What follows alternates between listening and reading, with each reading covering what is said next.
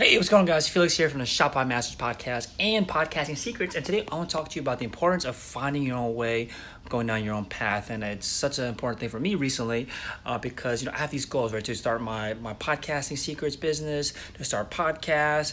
I've launched websites and businesses in the past. And I found that what always burns me out and makes me give up on it before anything ever happens to it is that I believe that there is a certain way to do things. There's a certain path to follow. I think that that's the way that everyone starts, right? They start off by seeing how everyone else does it, learning from them, learning the kind of the rules of the road, how to do things, like what's the way to achieve your goal, and you kind of follow that path. It makes a lot of sense, right? Because you don't know what you're doing yet. It makes a lot of sense to follow someone that's already done it.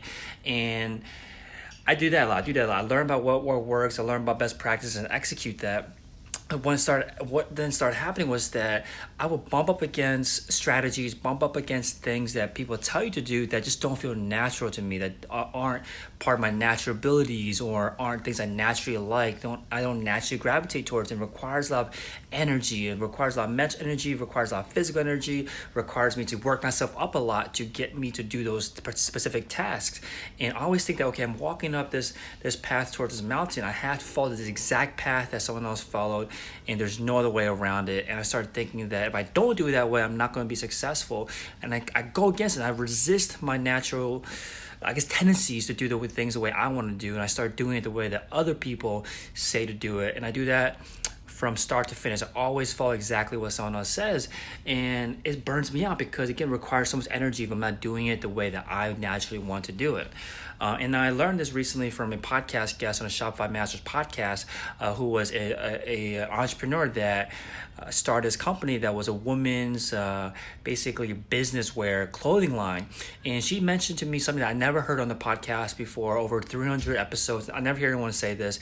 What she said to me was that going to college and after that going to graduate school and getting her MBA and then working at a big company was vital to her entrepreneurial success. And you never hear that because everyone always says, it's almost like you go against that idea, right? You go against the idea of going to college. The typical entrepreneurship advice is go against the idea of going to college, skipping on an MBA, skipping on working for a big company, just working for yourself. Like, that's the common advice that people give. And she followed her own path. She went totally against that.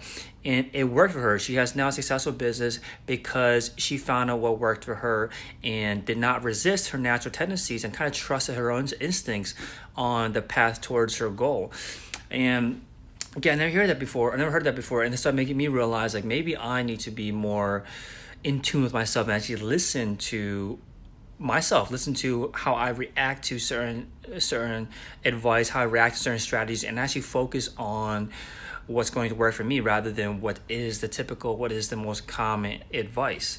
And the only way I think I can get better at this and try to do this more and flow more rather than resisting my natural tendencies is just to have more confidence in myself and be willing to test out things that are more natural to me, test out things that I'm more naturally good at, test out more things I'm naturally gravitate towards, test out more things I naturally like to do more, and focus on doing that instead of doing it the way that everyone else says it. As long as I have a good belief, whether that be instinctual or whether that be data driven, that my way of doing things can actually achieve the same goals. So I got to kind of think through, like, if there's if a podcaster or if an entrepreneur out there says that the only way to launch a podcast is to do it by yourself or to book these big name guests, and I started thinking, I'd rather book smaller guests that are more intimate and that are maybe more in line with my audience's kind of goals, right? Because a big guest might be so far ahead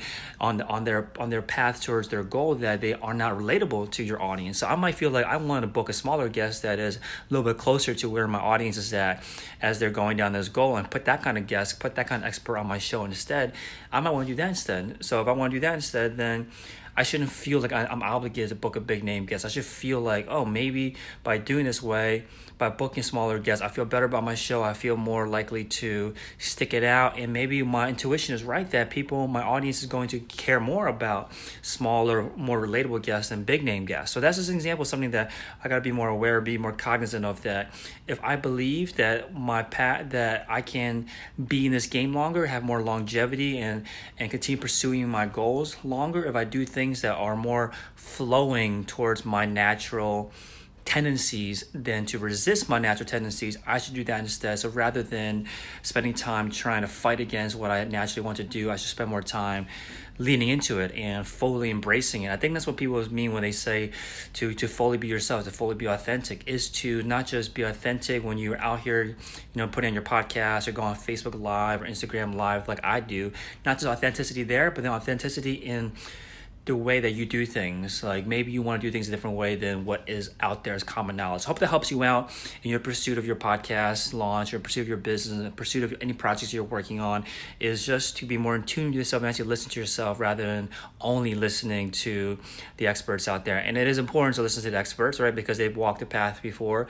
But think about the intention behind it. Like, why did they choose to do things a certain way? And you can think about doing things your way to achieve the same goal. Then I am going to start trying doing that instead. So hopefully it helps you out. I'll talk to you guys soon. Take care. Bye-bye.